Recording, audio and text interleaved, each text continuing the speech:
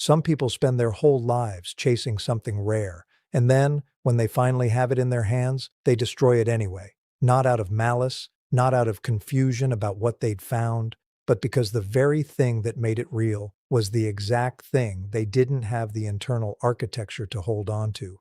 This is one of those stories, and I think it's worth telling in full because it shows something we've talked about across this whole channel in the abstract, actually playing out in the specific painful detail of one real relationship.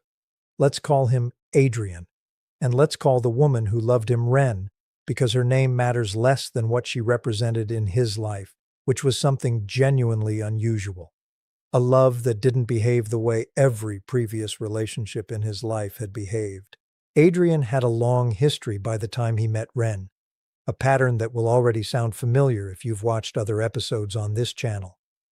Relationships that started with intense idealization and ended reliably within a year or two, once the initial supply had been fully extracted and the partner's patience finally, predictably ran out.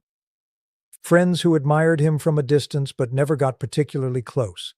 A family that loved him in the complicated, obligated way families often love someone they've learned, over decades, not to fully trust. By his mid-30s, Adrian had built a life that looked, from the outside, genuinely successful, a good career, an active social calendar, no shortage of people willing to spend an evening with someone so effortlessly charming. What he hadn't built in all that time was a single relationship that had actually lasted, or that had ever required him to be fully, vulnerably known by another person. Ren was different from the beginning, though not in the way people usually mean when they say that about a new partner. She wasn't more impressed by him than anyone else had been. If anything, she was less impressed, in a way that genuinely unsettled him at first. She saw through the practiced charm faster than most people did, named it plainly the first time she noticed it, and didn't seem particularly interested in the version of him that worked so reliably on everyone else. What she was interested in, and what she kept patiently, consistently offering him, was something else entirely, a kind of steady, unconditional regard that didn't depend on the performance at all. She liked him on his bad days. She stayed present through his defensiveness instead of either fighting it or fleeing from it. She noticed when the mask slipped and didn't recoil, didn't use it against him, didn't treat it as evidence he needed to hide better next time. She just kept showing up for whoever was actually there. For the first time in his adult life, Adrian experienced something his psychology genuinely wasn't built to process. A love that wasn't contingent on the performance succeeding. And here's the part that makes this story worth telling, because it complicates the usual narrative we tell about narcissists and love. He knew it was different. Not in some deep, articulated, self-aware way, but in a felt, undeniable sense. This relationship didn't feel like the others. It felt, for reasons he couldn't fully explain even to himself, like something he needed to protect. The first year with Ren was, by every account from people who knew them both, genuinely good. Adrian was, in specific observable ways, different with her than he'd been with anyone before. He asked about her day and actually listened to the answer. He apologized sometimes in ways that weren't performative, that seemed to cost him something real to say. Friends who'd watched his previous relationships cycle through the familiar pattern noticed the change and commented on it, cautiously optimistic in a way that surprised even them. It genuinely looked, for a while, like Ren might be the person who broke the pattern, not because she'd found some clever technique the others hadn't tried, but simply because what she offered was different enough, patient enough, secure enough in itself, that it created conditions Adrian had never actually experienced before. But here's where the story turns, and it's worth understanding exactly why, because the turn isn't random. It's the direct structural consequence of something we've discussed at length across this channel. Adrian's psychological architecture was built during decades of relationships that required constant performance, constant vigilance, constant management of how he was perceived. That architecture didn't disappear just because he'd found someone who didn't require it. It was still there, underneath the genuine goodness of the relationship, running its old programming even while the new relationship was actively proving that programming unnecessary. The first cracks showed up almost exactly the way the pattern predicts, once you understand the mechanics. As the relationship stabilized, as the initial idealization phase gave way to ordinary day-to-day intimacy, the unglamorous, unremarkable texture of actually building a life with someone, Adrian began experiencing something his psychology interpreted as danger, even though nothing dangerous was actually happening. Stability itself, the very thing that should have felt like relief, registered instead as a kind of unfamiliar exposure. When Ren wasn't actively idealizing him, when the relationship settled into ordinary affection instead of constant reassurance, some old, deeply grooved part of him read that settling as the beginning of the same ending he'd experienced every other time. The fading, the eventual discard, the inevitable proof that he wasn't actually enough once the initial excitement wore off. This is the tragic structural irony sitting at the center of this entire story. The very thing that made Ren's love real, its steadiness, its lack of dependence on constant performance, was processed by Adrian's threat detection system as absence, rather than as the presence it actually was. He'd spent his whole life associating love with intensity, with active pursuit, with the specific adrenaline of being chased or idealized.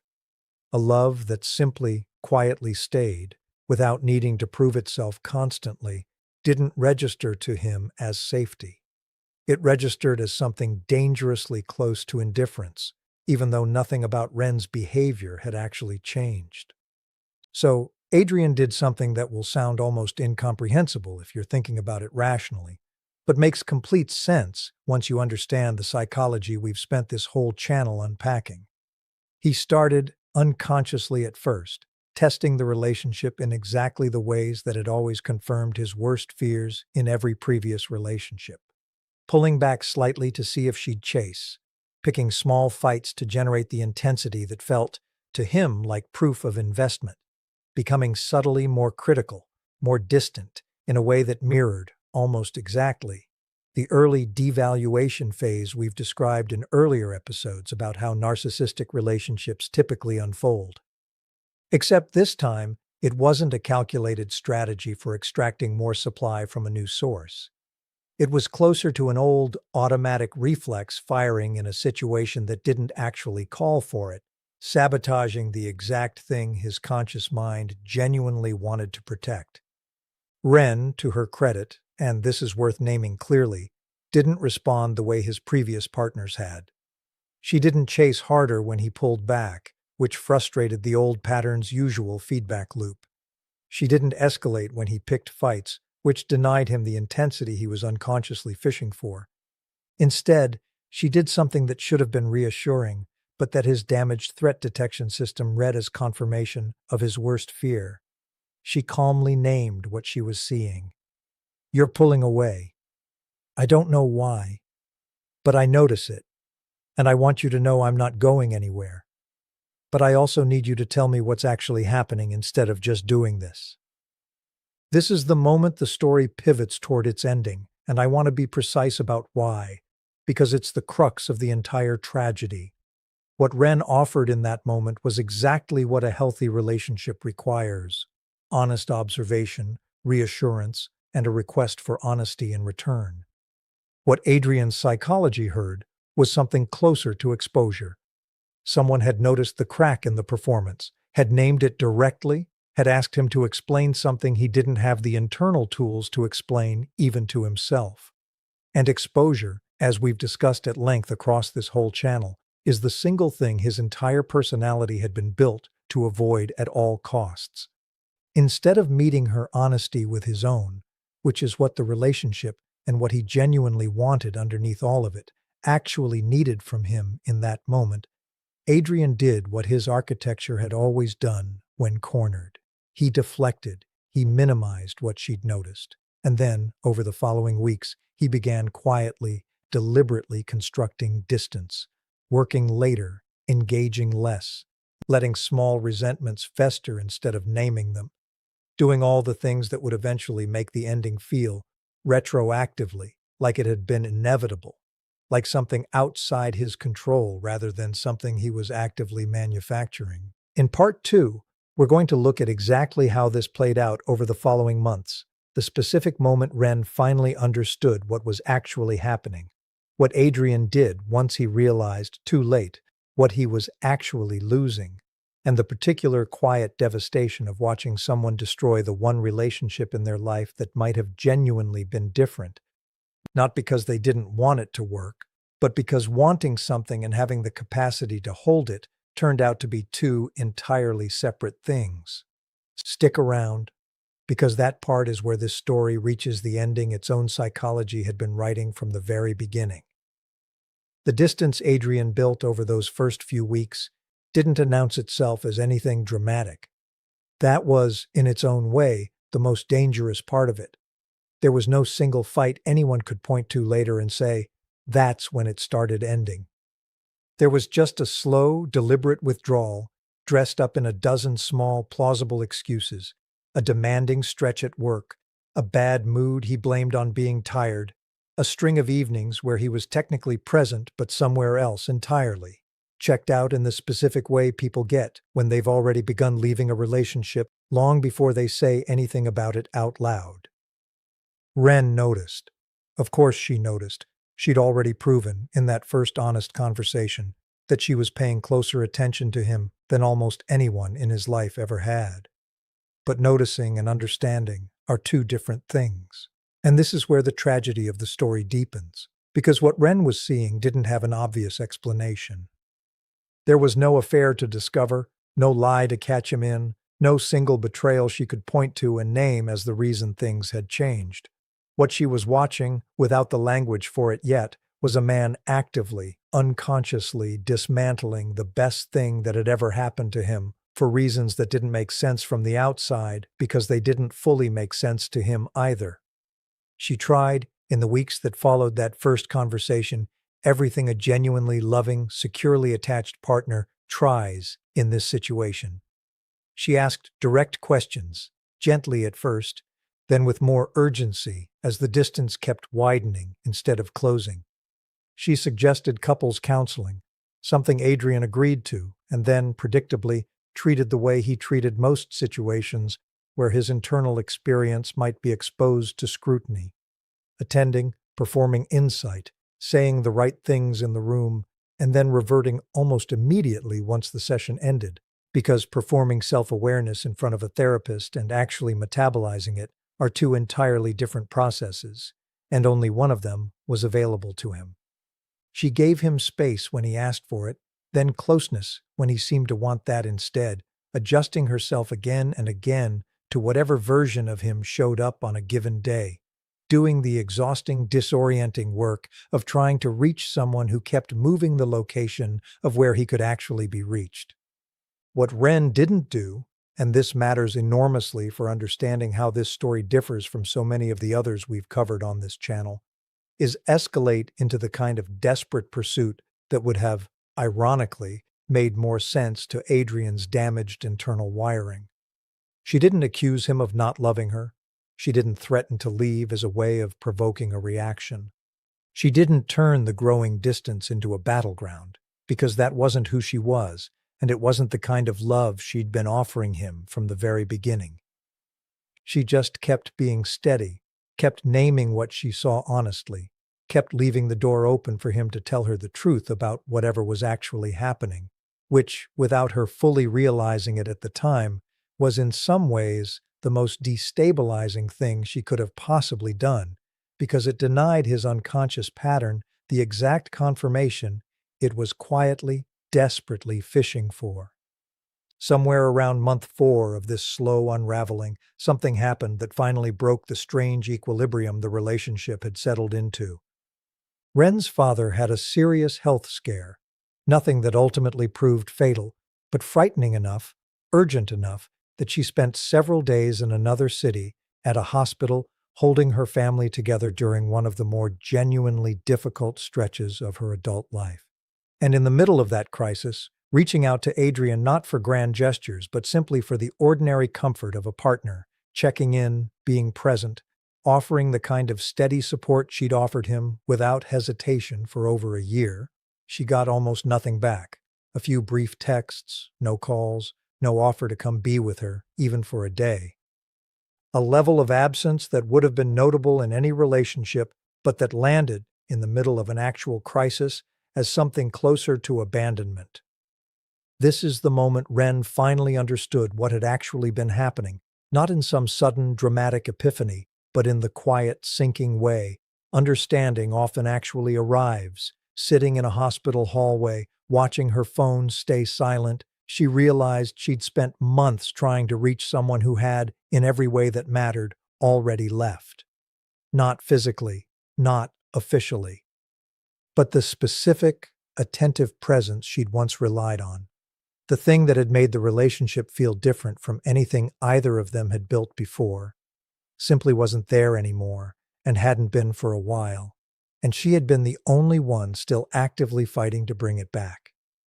She came home from that trip changed, in the specific way people change once they stop asking a question they've finally stopped needing an answer to. She didn't confront him with anger, and she didn't deliver an ultimatum. She simply, calmly, told him what she'd realized, that she loved him, that she believed some part of him had genuinely loved her too, and that she could no longer keep doing the work of a relationship essentially by herself, hoping that consistency and patience would eventually be enough to bring him fully back into it. She told him she was leaving, not as a threat designed to provoke a reaction, but as a simple, final statement of fact. And this is where the story gives us the piece we've discussed in earlier episodes, in the abstract, actually happening in real, specific detail. The moment of genuine reckoning that so rarely arrives, arriving here, finally, precisely because it was already too late for it to change anything. Something in Adrian broke open, genuinely, when Ren said she was leaving, not the performed distress we've described in other narcissistic dynamics, not a manipulation tactic deployed to keep her from walking out the door, but something that looked, by every account from people who witnessed the aftermath, like real, unguarded devastation. He understood, in that moment, with a clarity his psychology had been actively preventing him from accessing for months, exactly what he'd been doing, and exactly what it was costing him. He told her for the first time the actual truth underneath all the withdrawal, that her steadiness had terrified him, that he hadn't known what to do with love that didn't require him to perform for it, that some part of him had been waiting the entire relationship for the moment it would inevitably end the way every other relationship in his life had ended, and that he'd apparently decided, somewhere below conscious awareness, that causing that ending himself felt safer than waiting for it to happen to him. This is genuinely one of the more heartbreaking confessions that shows up across the patterns we've covered on this channel, because unlike so many of the other stories we've told, this one doesn't end with someone getting away with something, or facing consequences they never saw coming, or continuing a pattern of extraction on some fresh, unsuspecting source. This one ends with a man finally, fully understanding exactly what he destroyed, at precisely the moment understanding it could no longer undo any of the damage. Ren, to her enormous credit, listened to all of it. She didn't dismiss what he was telling her, and she didn't pretend it didn't move her, because it did. Genuine self-awareness, even this late, even this insufficient, is rare enough in these dynamics that it's worth acknowledging when it actually appears. But she also, and this is the part I most want you to sit with, didn't let his newfound clarity change her decision. She told him, gently but without ambiguity, that understanding what he'd done wasn't the same as having fixed it. That insight, arriving after the damage was already extensive, wasn't a reason to stay and find out whether the insight would actually hold under the pressure of ordinary life once the crisis of her leaving had passed. She left anyway. I want to spend some time on why that specific choice matters, because I think it's the actual heart of this story, more than Adrian's belated realization, more than the tragedy of what he lost. Ren had spent over a year offering something genuinely rare, patient, unconditional, non-performative love, exactly the kind of love we discussed in an earlier episode, about what happens when a narcissist finally loses someone who truly loved them. She had done nothing wrong in this relationship. She hadn't been withholding, hadn't been inconsistent, hadn't given him any legitimate reason to doubt what she was offering. And even so, faced with his real, unguarded remorse, the very thing so many people spend years hoping to receive from someone who's hurt them, she still recognized that remorse alone, however genuine, wasn't sufficient grounds to reinvest in a relationship that had already shown her, clearly, what happened to her love once it stopped requiring active pursuit to feel real to him. This is worth naming precisely, because it's a distinction that matters enormously for anyone watching this who's currently facing a similar moment of genuine, late-arriving remorse from someone who hurt them. Recognizing that someone's pain is real does not obligate you to reorganize your life around giving them another chance to prove they can hold what they previously couldn't. Ren could hold two things simultaneously without contradiction: genuine compassion for what Adrian was clearly, authentically going through, and a clear-eyed refusal to let that compassion override what she'd already learned, the hard way, about what actually happened to his capacity for presence once the relationship required ordinary, sustained intimacy instead of constant reassurance. What happened to Adrian afterward followed, in broad strokes, patterns we've discussed across other episodes on this channel.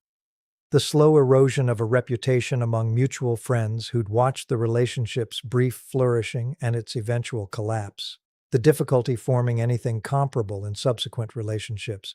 The quiet, persistent comparison of every future partner to the one who'd offered something he now understood. Too late, he'd never actually be offered again in quite the same way. But I don't want to end this story purely on that familiar downward note, because I think what makes Adrian's story worth telling in this level of detail isn't really about his eventual consequences. It's about the specific, precise mechanism by which he lost something real. Not through cruelty, not through calculated extraction, but through an old, automatic fear responding to safety as though it were danger, and choosing, without ever consciously deciding to, familiar devastation over unfamiliar peace. This is, I think, one of the more genuinely tragic patterns underlying narcissistic psychology, more tragic in some ways than the more overtly cruel stories we've covered on this channel, because it shows something we don't always have room to say clearly. Some of these patterns aren't purely about extraction or control. Sometimes they're about a person who genuinely, desperately wanted the thing they were sabotaging and simply never developed the internal architecture required to actually receive it once it arrived. That doesn't make the outcome any less devastating for the person on the receiving end of the sabotage. It doesn't excuse the months of withdrawal, the failure to show up during an actual crisis, the choice, however unconscious, to manufacture an ending rather than risk an uncertain, ordinary future. But it does complicate the story in a way I think is worth sitting with honestly, rather than flattening it into a simpler tale of villain and victim. If you've ever loved someone who seemed to want exactly what you were offering, and then watched them slowly, almost inexplicably, dismantle it anyway, I hope this gave you some language for what might have actually been happening underneath their behavior, not as an excuse for what they did, and not as a reason to reconsider a decision you've already rightly made, but simply as a clearer, more accurate picture of a pattern that's often more about fear than it ever was about cruelty. If you want more of this, real stories, real psychology, the genuine complexity underneath even the most painful patterns we cover on this channel, subscribe to Mind Horizon. I'll see you in the next one.